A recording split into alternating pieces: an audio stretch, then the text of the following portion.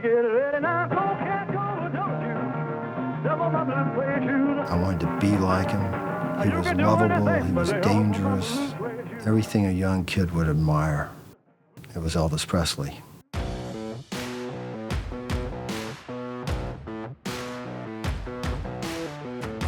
That was it for me. Changed my whole life. Elvis Presley was a man of two worlds, the electrifying performer who brought joy to millions with his music and his irresistible charm, and the deeply complex figure who carried the weight of fame and personal struggles. He captivated audiences with his heartfelt songs and wild energy, while behind the scenes battled his own demons. I've met a lot of those stars that movies and records and adulation and all those things kind of make you into a star. Elvis was born a star. What all had gone wrong so fast. What I saw in '76, it scared me to death. And he died by himself. Yeah. And that's what makes me fucking mad. Yeah. That makes me mad. He died by himself. Ecstasy and heartache, triumph and tragedy. I thought he was immortal. I mean, every time something happened like an angel, you know, his guardian angel pulled him out of it. A king of both the stage and his own vulnerabilities. I could not believe how he deteriorated. There were times I looked at him and he looked very lonely, and he'd be in the middle of a bunch of people.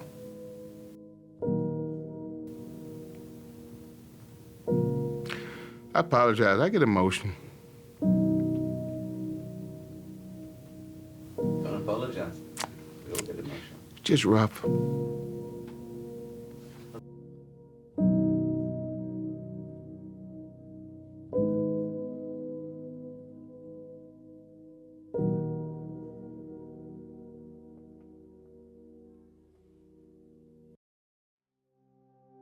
Elvis Presley's later years were marked by solitude, paranoia, and a growing reliance on drugs, a sharp contrast to the boundless energy and joy he once brought to the world.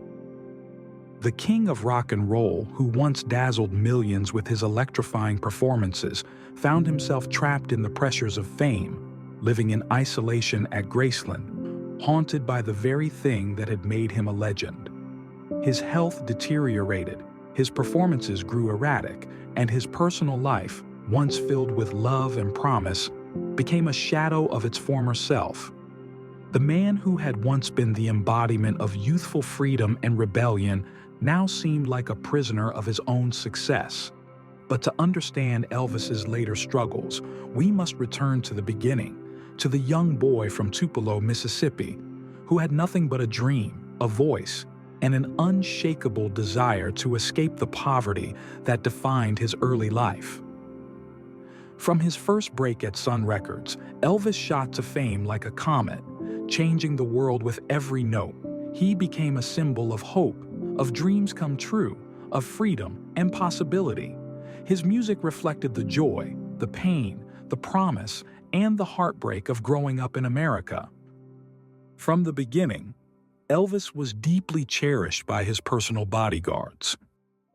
My first impression when I met Elvis in 1958 was it was hard to believe that this was such a superstar.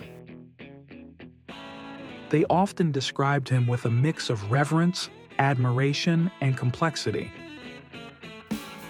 He was such a natural, good person, attentive, caring, a warm guy. Their accounts provide a unique perspective on his personality, lifestyle, and the pressures of fame.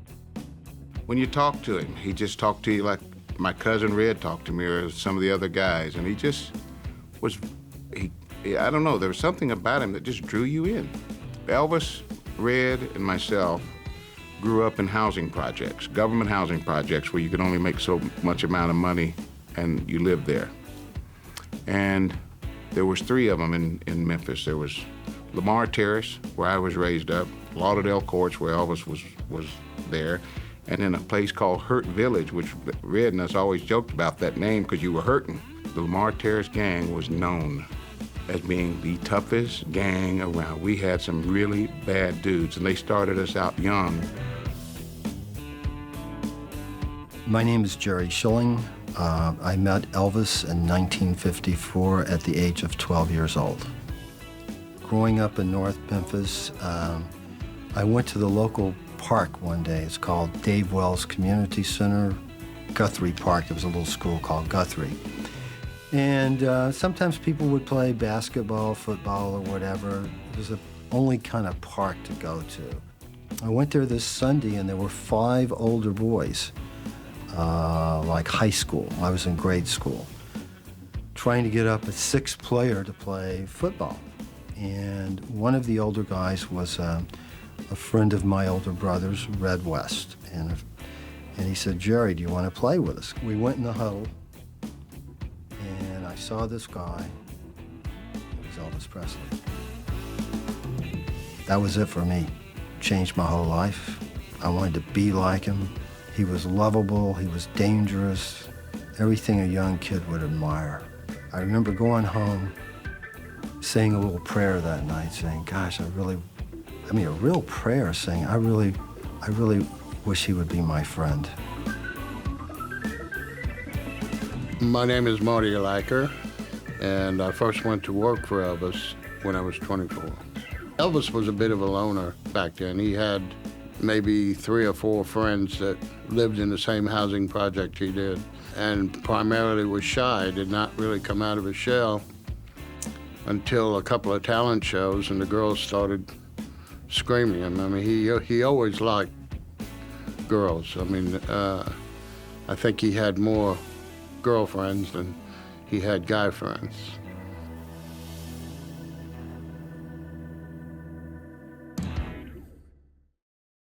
Elvis Presley didn't just make music, he changed the very sound of it. He would go on to redefine not just rock and roll, but also pop culture itself. I was there seeing concerts in 55 and 56 and 57.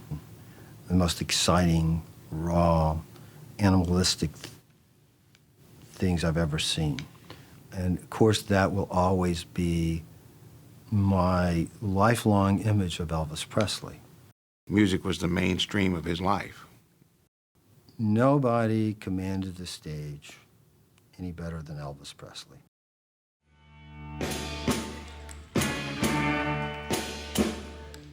Walked through a party in the county jail. Rhythm bells and they began to wail. A band was jumping and the joint began to swing. You should have heard him knocked out jailbird sing. Everybody listen up. Everybody in the whole city block was dancing to the jail. Spider-Man played us in a saxophone. The public loved him because he represented freedom. His magnetic stage presence, swagger, and provocative performances were unlike anything the world had seen. Teenagers, who were growing up in an era where they were beginning to find their own voice, saw in Elvis the ultimate expression of youthful rebellion. His moves were bold, his voice was raw, and his look was a new kind of cool, something fresh and exciting that felt like it was theirs.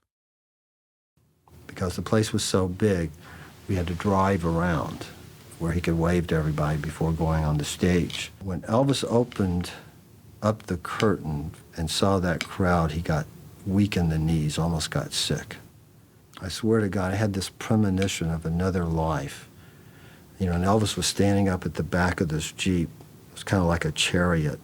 And we were like in this Roman Colosseum, and people were reaching over this like 7-foot wall trying to touch Elvis. And it was pretty awesome. I think, oh my God, I forgot who this guy is, you know. And so there was always something kind of put you back in reality. To tell me what was on his mind.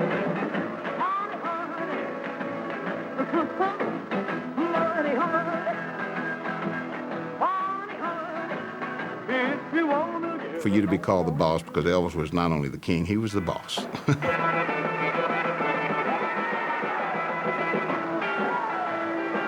He's the only star I have ever met that looked like, acted like a special person, a star, before he had a hit record, before he did a movie. I've met a lot of those stars that movies and records and adulation and all those things kind of make you into a star. Elvis was born a star.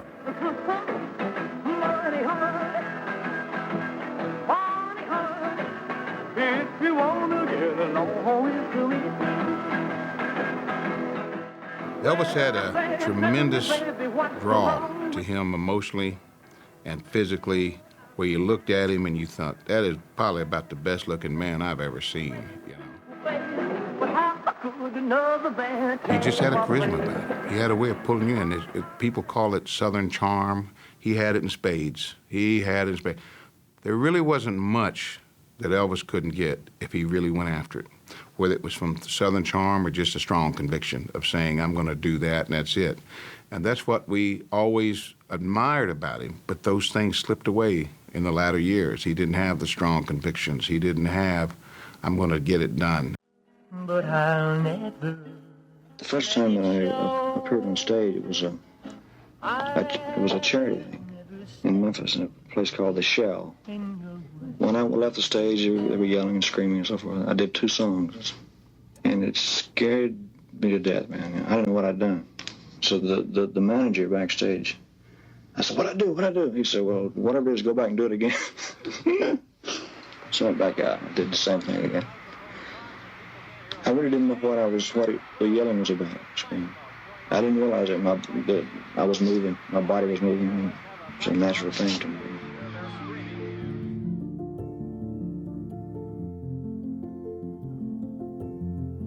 You know, I'm always fascinated when he's in the studio. Elvis was the most underrated producer in the history of recorded music. You know, what does a producer do? He hires the band. He selects the music. And then Elvis would say, okay, hey guys, I want voices here. Okay, bring this down. Elvis was a natural producer.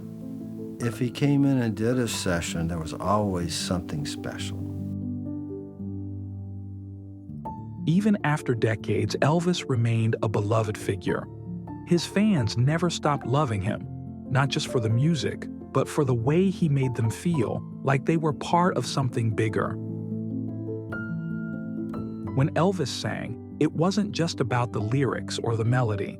It was the emotion he poured into every note, the vulnerability and passion that spoke directly to his audience.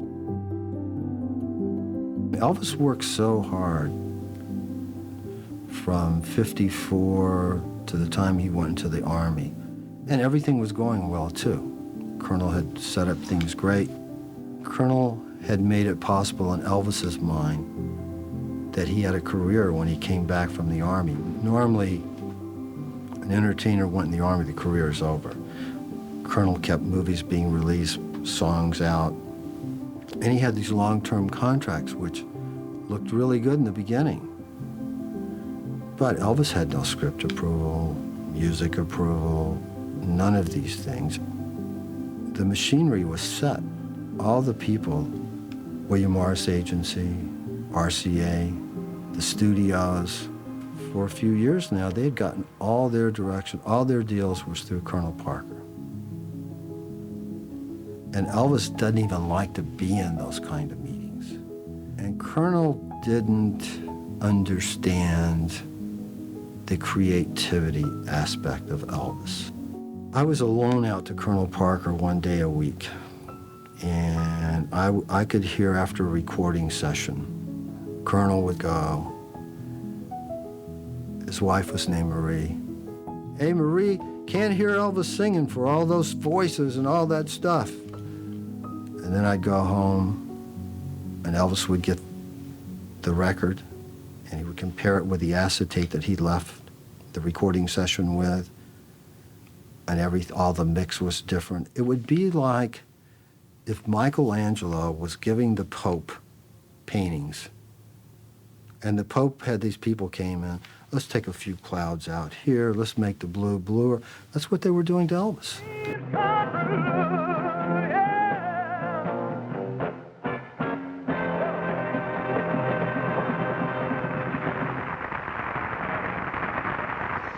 1956, Elvis Presley revolutionizes rock and roll. It looked like nothing could slow him down. But something did. Drafted at the peak of his success, Presley is inducted into the Army on March 24th, 1958.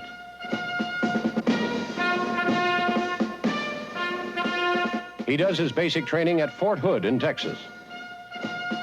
Later, he serves the 3rd Armored Division in Germany as a truck driver.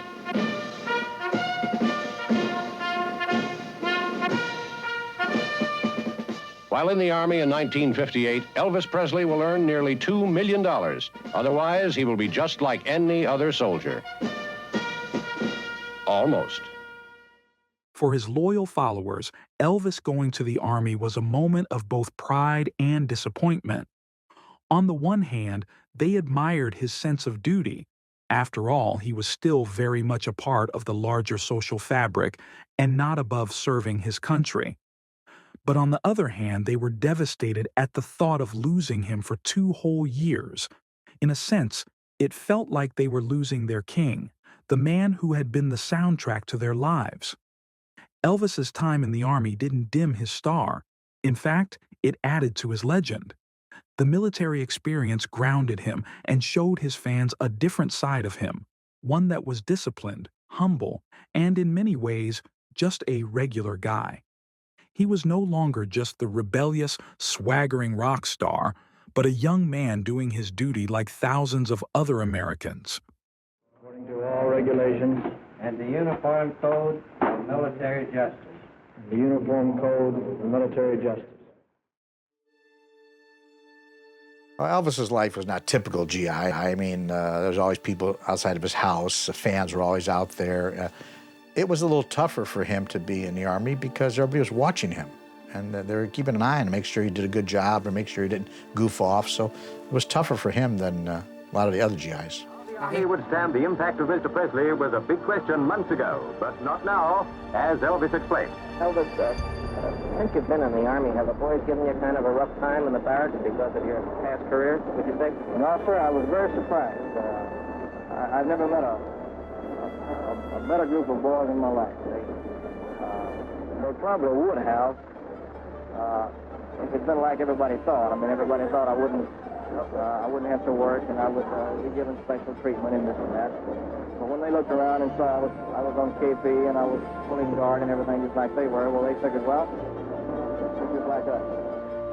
When he's demobbed, Elvis hopes to develop his talent as a movie actor. Meanwhile, it's the Army for Elvis the Pelvis. Basic training wasn't hard for me at all. It was harder afterwards, after I had gotten into a regular outfit. Not the service itself, but just the surroundings, and I was in a strange land, and the outfit I was in, they had quite a bit of field duty. We stayed in the field 6 months out of the year. And it gets cold in Germany. It snows quite a bit. And it was pretty hard to adjust to. His fans' unwavering loyalty to him throughout his career, especially during times of personal change or absence, was one of the key factors that allowed him to maintain his legendary status. Elvis liked to have his friends and buddies around him. He enjoyed their company. It made him comfortable, and he was basically a very shy person until he got to know you. So once he got comfortable around you, he'd rather have those people around him instead of strangers. And then he met Priscilla. The first time he met Priscilla, I happened to be at the house that evening when she was introduced to him. When she walked in the door, I mean, very pretty young lady, but I didn't know how old she was at the time, and I figured she was about 16, but at the time she was 14, I find out later. He liked young girls. He thought if they got 18, they were ready for Social Security. I said, listen, you know, you better get some keys. And he said, what do we need keys for? I said, for the fucking jail cell. They're gonna put our ass in for you dating a 14-year-old girl. We ain't gonna be able to I'll get tell out. you where part of that came from. What? Why Frank Freeman? He was 70, 80 years old. Yeah. And we used to notice that he would walk the studio with this beautiful young girls. They were probably starlit. So Dr. Blank at MGM Studios, who was the studio doctor, and he asked him, he says, I see Mr. Freeman, you know, with all these young girls. He said, he's 70, 80 years old. He said, what can you do with these girls? And Dr. Blank looked at him and he said, Elvis, when you get Mr. Freeman's age, he said, you come see me. But she was very mature, very quiet at first, because naturally walked in the room with all these guys in there. And then Elvis, you know, I mean, that's a pretty tough situation to be in. Elvis, there have been a lot of rumors about your love life. Did you meet anyone special in Germany? There was a little girl that I was seeing quite often over there that her father was in the Air Force. And actually, they only got over there about 2 months before I left. I was seeing her, and she was at the airport when I left. And there were some pictures made of her. The stories came out, the girl he left behind, and all that. It wasn't like that. I mean, I had to be careful when I answer a question like that.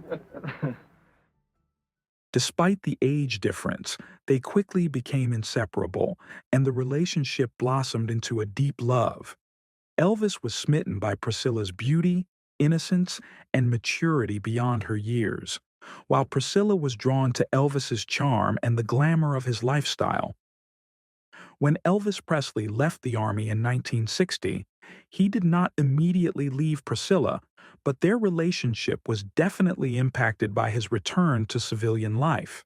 In fact, Elvis and Priscilla's relationship became more complicated during the period after he returned from the Army, but they did not break up when he came home. So it was farewell to military glory and to 16-year-old Priscilla. What fame for that girl to have been a friend of the Emperor of Rock and Roll. Because he has been almost completely away from singing and acting while in the Army, reporters have plenty of questions about the future to ask Sergeant Elvis Presley. Elvis says he plans to continue with his style of rock and roll singing, but without his famous sideburns. However, his greatest interest is now in serious dramatic acting. Elvis's career, once dominated by rock and roll energy, now seemed to be more focused on softer ballads and Hollywood films. Can you give us in detail some of your future plans? Well, the first thing I have to do is to cut some records. And then after that, I have the television show with Frank Sinatra.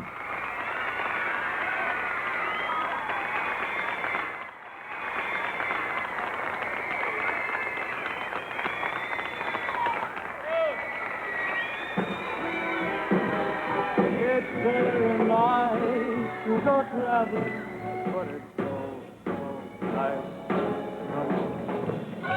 He's here in person. I may pass out. They won't like it. Where the heck are his sideburns? Germany. Well, I'll be a hound dog. And that's the opening, friends.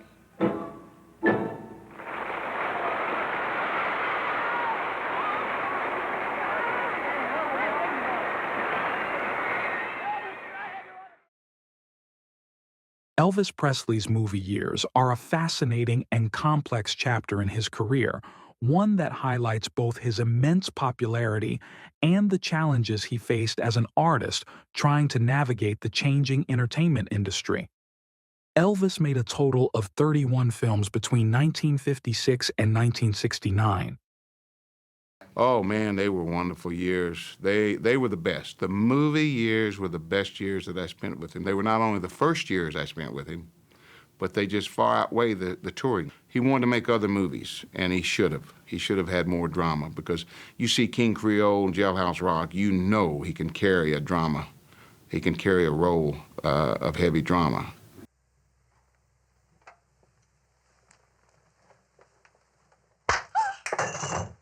Get up. Get up, baby. Please.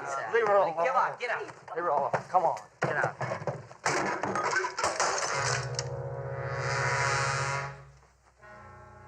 Oh, boy.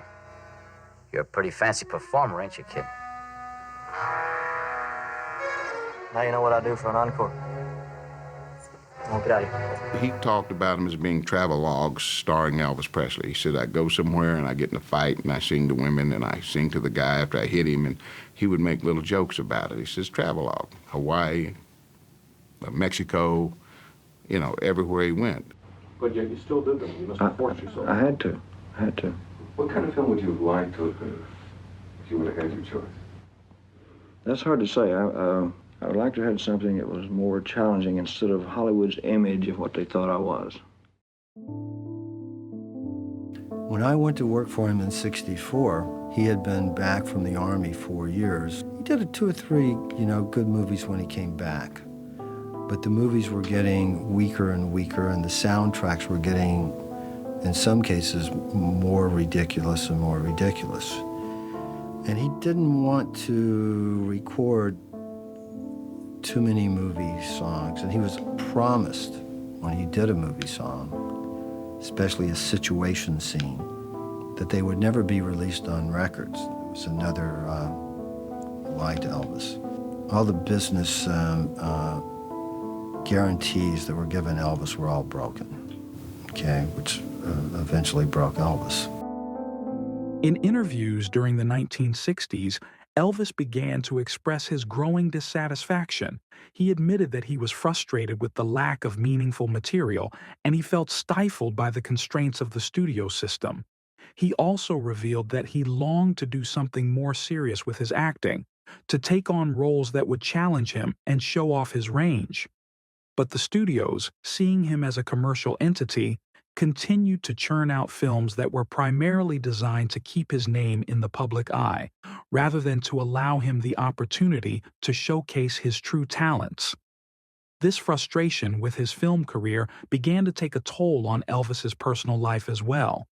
As he grew increasingly disillusioned with his work, he turned inward, becoming more isolated.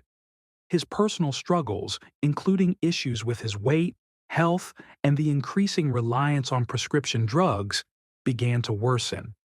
His confidence, which had once been unshakable, began to erode, and he started to distance from the woman who loved him most. Elvis was a very jealous person, okay, with anybody. And there's a line that you had to be very careful of, even if my affection for Priscilla was just on a human level, you had to be careful how you expressed that, where it didn't cause jealousy. I was at Graceland. I was living there within the first year, and hadn't seen Priscilla in a day or so, or Elvis. Priscilla came down the steps, and she didn't look good. I just assumed she was sick, I said, where you been? And she said, I've just been, upstairs. And I said, are you feeling okay, Yeah, I'm fine, thanks for asking, or something, And I didn't know what was wrong was her and Elvis had been on a 2-day flight. And when she went back upstairs, I could hear the lamps flying. So evidently what happened upstairs is they continued the argument, and Priscilla said something to the effect, well, at least Jerry cares how I'm feeling. And that didn't go over very, very well. So the next day, we're watching a football game downstairs. Elvis had never said a cross word to me in all the years that I had known him. And it was like, if somebody's gonna take care of Priscilla, it's me. I don't need you guys asking her how she feels. And man, I was crushed. I was crushed. I didn't know what to do. I didn't know where to pack my bags. This was the fear of being misinterpreted as somebody that would hit on somebody's girlfriend or something like that. I was crushed, and I think he knew that. On the set of the Goldwyn Studios, Elvis Presley, Barbara Stanwyck, and a check for $50,000. What's the check for?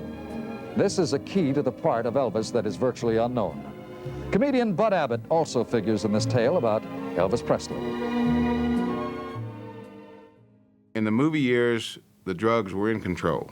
The sleeping pills and the uppers. And he said, I want to be sure, we stay up all night. We drive all night. I know you're not used to it, and I want you to, keep up as far as your attitude is concerned. So he said, I want to show you something. So out of his pocket came a little blue velvet case, a jewelry box. He said, open it up. Well, I opened it up, and it was just chock full of pills of every color you can think of. And I said, good God, what is this?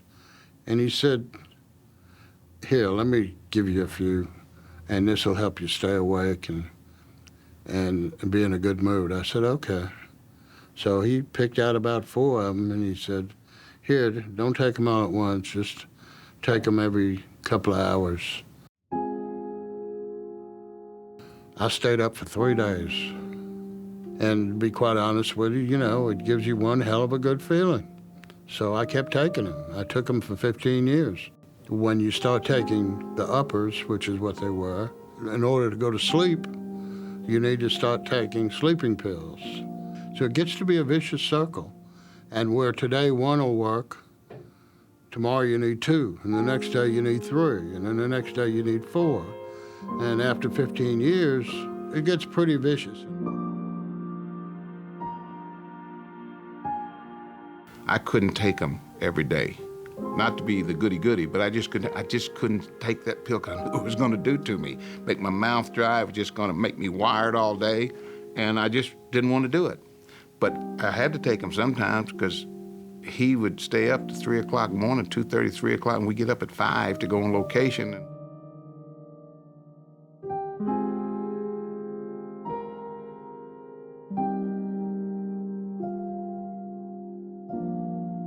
I learned from the very start, I sleep when he sleeps.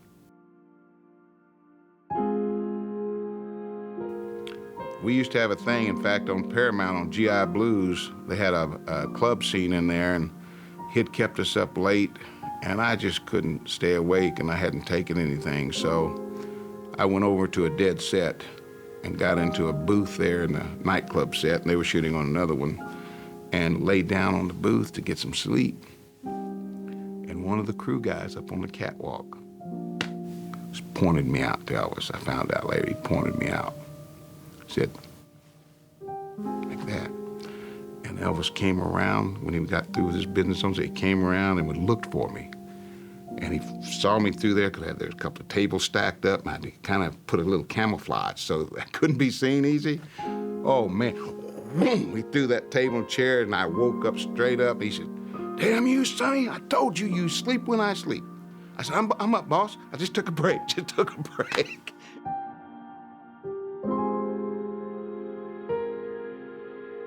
Elvis Presley's relationship with drugs is one of the most tragic and complex aspects of his life, and it played a significant role in his decline both personally and professionally. Over the course of his career, Elvis became increasingly dependent on prescription drugs, particularly sedatives, stimulants, and painkillers, which had a devastating impact on his health, relationships, and his ability to maintain his once vibrant public image. She knew what she was getting into after she was here for maybe 6 months. Well, she was in the whirlwind. There was no doubt about that. Once she had a ring on her finger is when she tried to separate Elvis from us. That's a good point. Because the fact of the matter is, we would have loved to spend more time with our families. Yeah. But he insisted, as you all know, he insisted that we be there. That's right. He really gave her no choice because he didn't leave her alone had more so airtime much. than Goodyear Blend. I think he tried. He left her alone a lot. I think he tried, and and right after they got married, remember that, you know, he cut back on the group, you know, so I think he was trying to make that change. Colonel liked to change, Priscilla liked to change to some degree. Well, she would like to have cut it down, you know. But he didn't like it. Well, you know, his behavior really changed a bit as the 70s went on.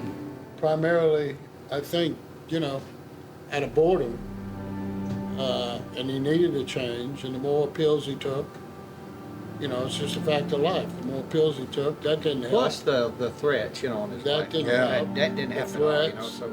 I mean, it was a combination the of life that he things. lived, you know, paranoia is like, you know, it's unexplainable at times. And he really, you know, he just got terribly insecure.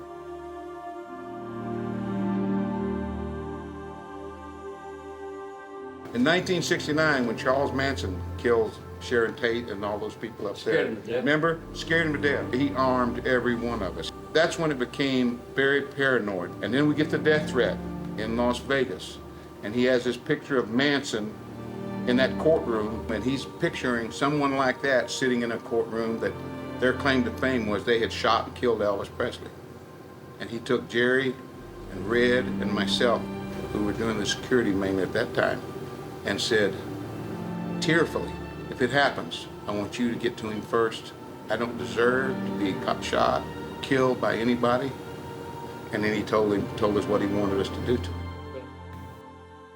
Elvis Presley's later years were marked by an increasing sense of paranoia and anxiety, much of it fueled by his overwhelming fame, the pressure of constant scrutiny, and his growing dependency on prescription drugs. One of the more unsettling aspects of his later life were the bomb threats and other security concerns that became frequent as his fame grew, contributing to a sense of fear and isolation that affected both his personal and professional life. When the death threats first started happening, they just kind of snowballed. We try to keep them quiet. Yeah. Because we don't want the copycats, okay? So we kept these things quiet, and it worked. We had bomb threats. Most people will say, we had a bomb threat at the show, and all of a sudden the paper and people, we kept it quiet because we didn't want to have a bomb threat at every venue we played because we had one at the last one. So someone's going to call in another one at the next one. So we kept a lot of this quiet, just as we kept a lot of things about us and Elvis quiet over the years. Nobody could get things from us, remember? I'd like to say something right here. Those of you who saw the morning paper, or the evening paper, whatever it was, they gave me a fantastic, they gave us a fantastic write-up. Now they did, except they said I had a punch here, and I want to tell you something. I got that damn punch. I wore a bulletproof vest on stage. True. You know, in case some fool decides to take a 22 and blow my belly button off. Ironically, the first day I went to work for him, in '64, he had taken too much sleep medication. And when I was first getting to Graceland, Vernon was walking down the steps with Elvis with a breathing thing on. He was having a hard time breathing, and when he saw me, he kind of snapped out of it. And brilliantly he said, we're in Memphis, he goes, and he took the breathing thing off because he didn't want me to see him in a compromising situation. He said, kind of winked at me and said, boy, this California air will get to you. and it was never mentioned again.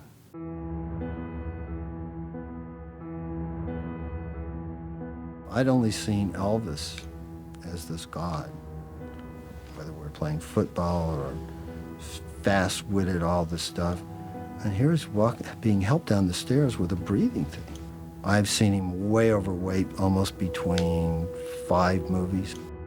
When you're in the situation, it's so much easier to look back or to question than when you're living it. And don't forget, when you're in the situation, it's not like all of us were not staying up late at night, not taking a sleeping pill to go to sleep. It's not like we were these straight guys with this one freak over here.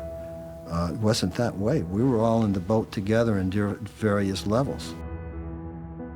The kind of pills that we were taking in that year and a couple of years before that were the sleeping pills, and the pain pills. And those things are the opposite of uppers. You know, they're the opposite of speed that bring you up. These things, I mean, they brought you down. I mean, I look back now and I know that I used to sit there with a sour look on my face, like I was mad, sad, or whatever you want to call it. And I know that didn't help the atmosphere, his atmosphere, or anybody else's atmosphere or mine. But that had to play a big part, in my opinion, of the way he was. These were prescription drugs. Now, the doctor's writing them for him. He's abusing them. but they're not illegal drugs in his mind. But he wants to stop the people out on the street getting heroin and cocaine to young people and trying to influence them to get on to drugs and things of that nature. So that's what it was in his mind. As intelligent as Elvis was in so many ways, he was naive in thinking that there were separate issues there, because there really wasn't. I think the main thing about the situation with all the drug stuff that he was taking is the way it affected us. Everybody knows how it affected him, but it just totally terrorized us. So what we did is we really sort of majored everything we had and knew at the time to prevent it. And we did the best we could. And then he would fire you and you couldn't do any good. But if you hung in there, you could possibly keep him alive another day. Everyone knew that if they can't be around him, he's going to fire everybody. Yeah, and then you couldn't do anything. And then you can't help. We had a group effort a couple of times, actually, to address Elvis. It's hard to psychoanalyze everybody. Everybody's relationship was with Elvis. Our secondary relationship was with the other people. I think Elvis has given up on some of his dreams at this particular point. I think he's getting tired. I think he's getting bored. I think there are new people coming around that probably think that's the norm. But for us that really knew Elvis most of his life, this was not the norm for him. I would go into like just really feeling horribly sad. But I was just mad. I stayed mad. I just could not believe that he did that to himself. I just could not believe it. I mean, Elvis, he took the same load on an empty stomach that he took when he was eating. So it went to his system faster. And you know, he was losing a little of his patience. There's no way of getting around the fact that the drugs were affecting him. Not just physically. It's hard for me to admit to that, but I think we do more injustice by not admitting it. The worst thing that Elvis did, and he got me upset, got Sonny upset, is he would use our names on prescriptions. I had a situation, I must tell you, that one time a liquid Demerol came to the house on Montebello Drive in my son's name, and my son was like 4 or 5 months old, by a doctor, a dentist in California that had written for Elvis. I intercepted it to see what it was, and I had no idea that my son's name was on there. I want to see what it was and see if there's something I could do to change some of the strength of it or whatever. And there it was on this liquid Demerol bottle, Brian West. I went to Schwab's, took the bottle. I said, I want this taken off right now. I want it removed from your records, and so help me, I don't care who calls it in. If you ever send another drug up to that house in my wife, or my son's name, you're going to be in trouble. You're going to be in serious trouble. He had written 10,000 tablets or medication, not individual, I'm talking about the total amount of pills and everything, 10,000 in 1 year's time. And of course he said, well, some of the guys shared in those. Elvis didn't share his drugs with you, man. I mean, he might give you a Percodan if you hurt yourself or something like that, but he's not giving it to you on a basis where you can just go ahead and get high from it every day.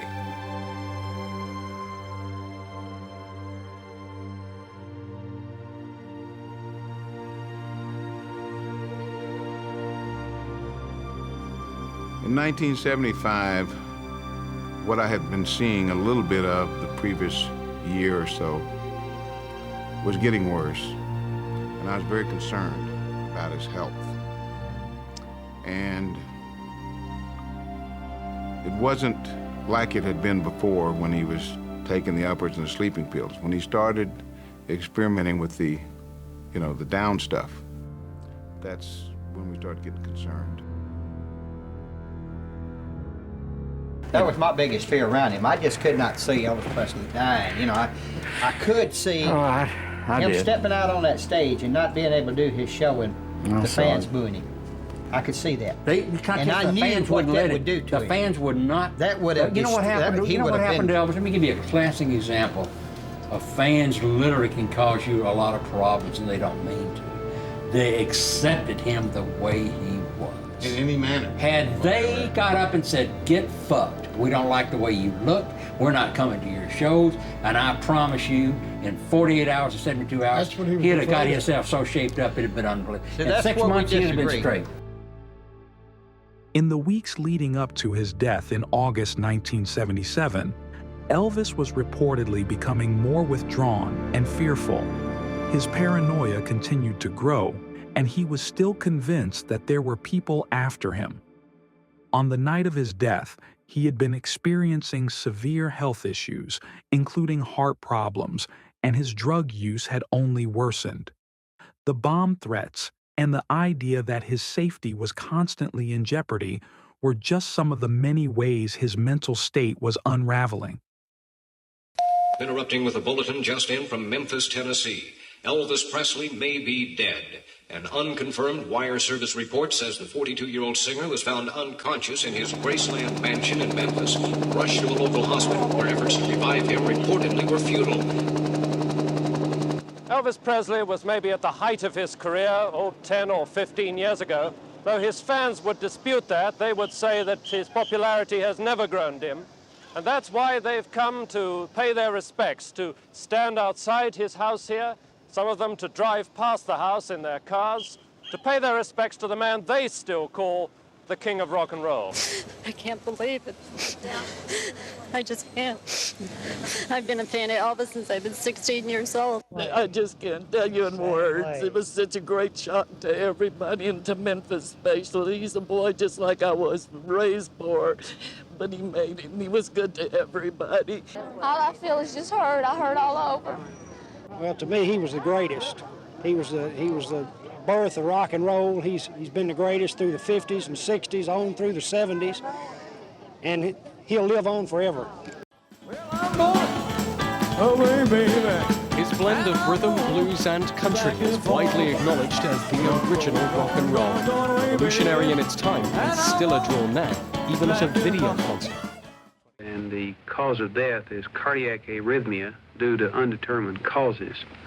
Now, what this means is that there are several cardiovascular diseases present, which include a history of mild hypertension, which was under pretty good control, and some coronary artery disease. Now, these two diseases may have been responsible for this cardiac arrhythmia.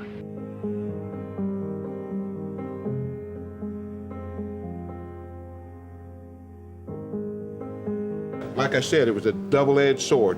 I thought he was immortal. I mean, every time something happened like an angel, you know, his guardian angel pulled him out of it. So I had that feeling, but at the same time, Billy, what I saw in '76, it scared me to death. And he died by himself. Yeah. And that's what makes me fucking mad. Yeah. That makes me mad. He died by himself. See, nobody wants to, especially die alone, I don't think. It'd have been so nice if we all could have been around him. But, I mean, as it was, he fell forward on the floor and died. It's horrendous. I mean, somebody should have got in there to him. And I won't say names, but it shouldn't have happened. I think in any other part of this business, if you look at it, I mean, he was responsible for so much, and yet when he died, he took so little with him. And I think that that's sad. He didn't have the chance to really enjoy what he could enjoy. He enjoyed the planes and the trappings of money and everything, but I think that really, there comes a time in your life where you really enjoy a lot of things that you couldn't when you were at a certain age. Elvis Presley's legacy is one of the most profound and far-reaching in the history of music and pop culture. He is widely regarded as the king of rock and roll, a title that reflects his immense contribution to the genre and his lasting influence on the world of music, fashion, and entertainment.